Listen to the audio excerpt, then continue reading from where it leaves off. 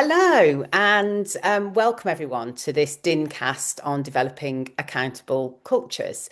So, I'm Helena from the Disruptive Innovators Network, and today I'm with Tom Manning from the Pathway Academy. Hi, Tom. Hello. We wanted to do this DINCast ahead of a range of activities that we've got planned and lined up here in 2026, really focusing on this topic. So we know it's a real current topic for members because we've had lots of conversations where it's arisen.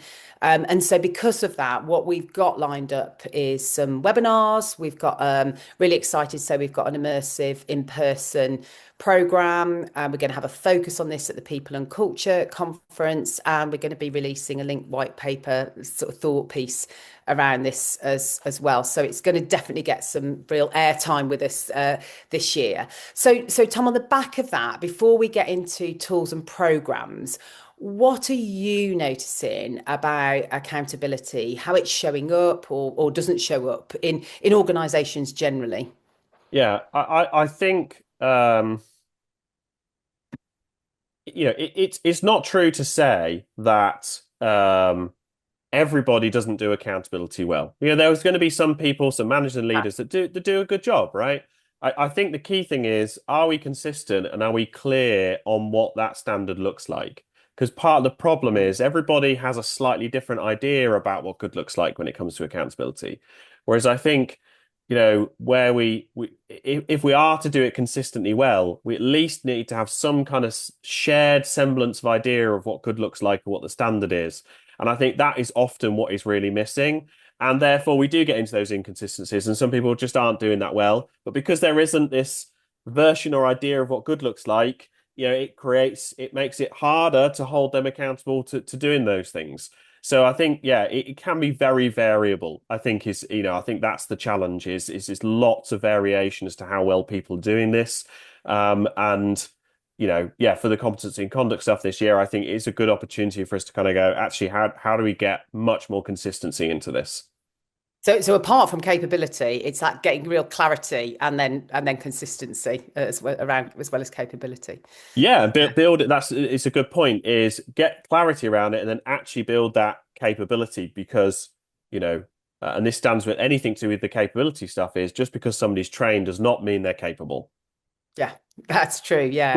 And it certainly resonates. What you're saying certainly resonates with some of the conversations that I've been having, particularly with the people leads and some of the CEOs that are members of DIN around that. And I think what leaders are noticing is that is noticing those inconsistencies, but also there's an expectation that has risen perhaps faster than capability has developed. And especially with the new competency and conduct standards, the scrutiny is going to be even stronger. So it's put a real focus and a magnifying glass on it. And the other sort of comments that I've picked up is there's no shortage of leadership development possibilities, but it feels like there's something really different here. And what leaders are looking for is development that really builds practical capability on the ground and application rather than just knowledge around it as well. So that definitely seems to be something that's coming out in conversation. So Tom, you've been exploring the new competence and conduct standards. Do you see them as a risk or opportunity, or perhaps a bit of both for the sector? Um, I think the risk is that we don't see them as an opportunity. Okay, yeah.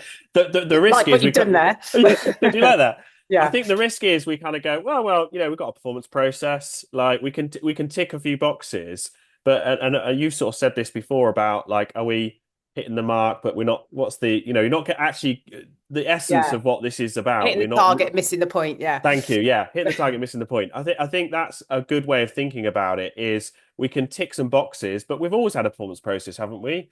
But are we managing performance? Are managers actually managing performance? Are they yeah, actually doing it?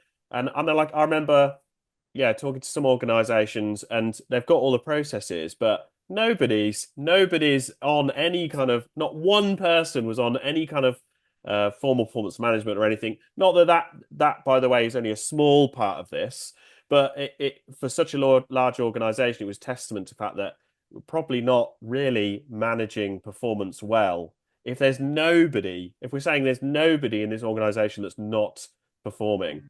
Because there always will be, some people end up in the wrong jobs, all sorts of reasons. So I think, so I think it is a big opportunity to kind of look at this and kind of go, how do we put the resources and tools in place to make sure people can do this really, really well?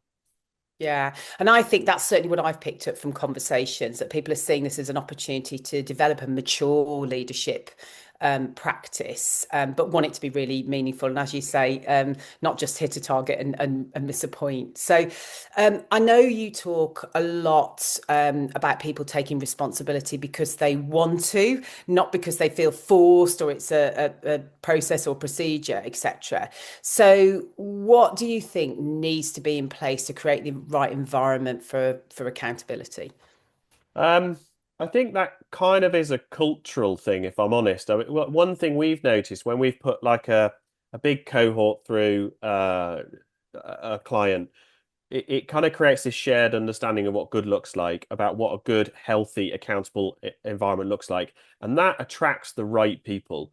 Good people like accountable environments. We like, if I said to you, you can work for this line manager and they're a bit variable and they're kind of like, they'll give people a hard time about one thing and then they get away with other things. You never quite know where you stand, like those types of leaders versus the other leader who is going to hold you accountable. Like they're pretty clear on what they want. They demand quite a lot from you, but they are very supportive. And if you need them, they will always be there for you. Good people always like working for these types of people, and they attract. That's if you create that type of environment, that's gonna people thrive in those types of environments, and accountability isn't about being too prescriptive on all over people. We can create lots of room for people, but we just need to make sure they're accountable to some clear outputs. So I think, Mm. yeah, that's probably one thing that sort of You're came to pricking mind. my conscience there because I'm wondering about consistency in my own leadership on accountability and clarity. So thanks for that. That's helpful. And I think that idea of citizenship, everybody kind of playing their role in this really lands with the sort of thing we're hearing from members as well.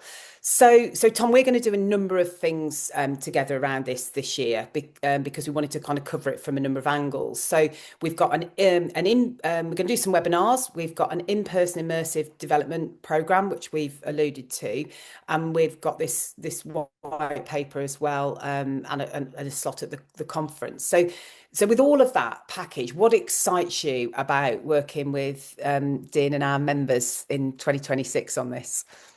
Well, I think what's exciting is, and kind of related to what I was sort of saying earlier, I think this is a really great opportunity. I think we can, I think managers often, are often under-equipped. I think that's the harsh reality is we have these huge expectations of them. Like no chief exec ever says, no, I don't expect my managers to hold their teams accountable. Like nobody says that. So we have these high expectations of people, but it's difficult. Managing people is difficult. It can be intricate. Some people make excuses. Some people can be a bit evasive. Like navigating all of that can be challenging. Like so just giving people down to earth practical tools that they can apply today that work that they can apply that feels natural for them.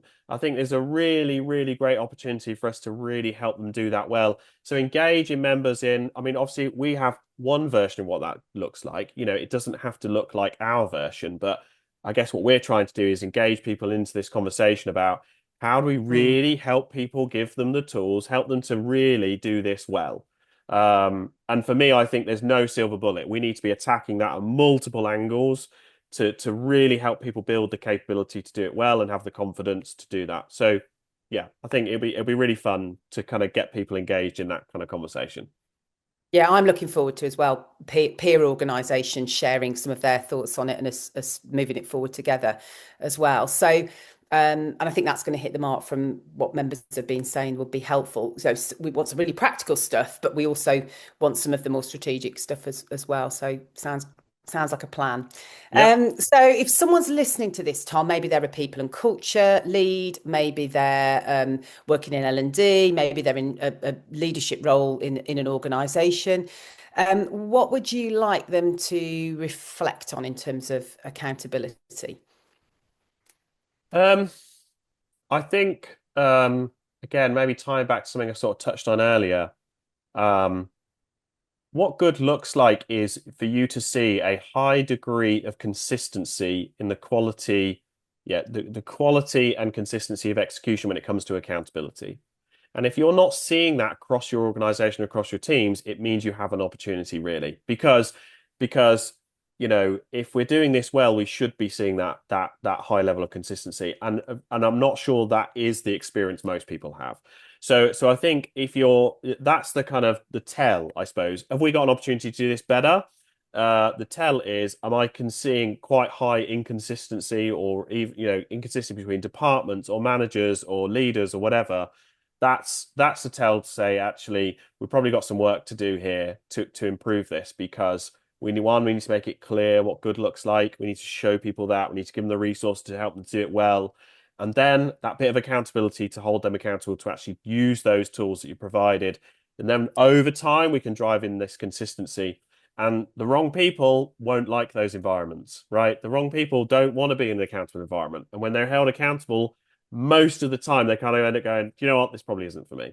And so they always often people Mm. self-select out, I suppose what I'm saying. So yeah, I think that's probably a good way of thinking about it. Yeah, so it's great. It's a great and simple question, isn't it? What's consistency look like in Yeah. the people that I under the people with the people that I lead. So yeah, thanks for that.